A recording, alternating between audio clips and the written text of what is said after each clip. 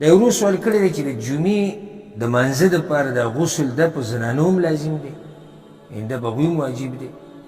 الجواب، اول خو دا مسله اختلافي ده چې د جمعې د مانځه دپاره غسل واجب دی او که نه دی.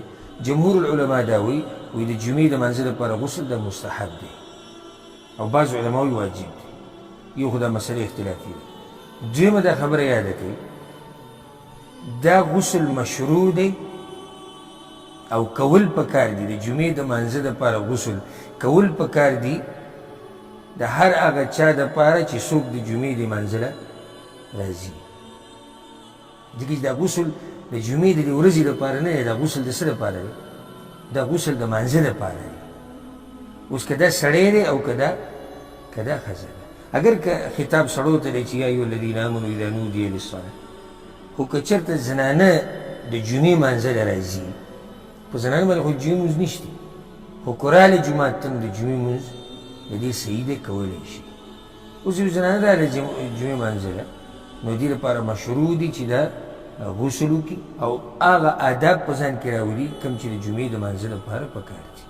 او په دې باندې یو ښکلی دلیل امام ابن حبان رحمه الله باب لګولی دی. ګوره، ذکر الاستحباب للنساء ان یغتسلن للجمعه اذا اردن شهودها.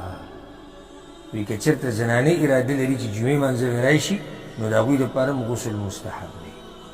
بیا په دغه باب لاندې حدیث راوړی د عبدالله بن عمر چې پیغمبر صلی الله علیه وسلم وایي من اتى الجمعه من الرجال والنساء فلیغتسل.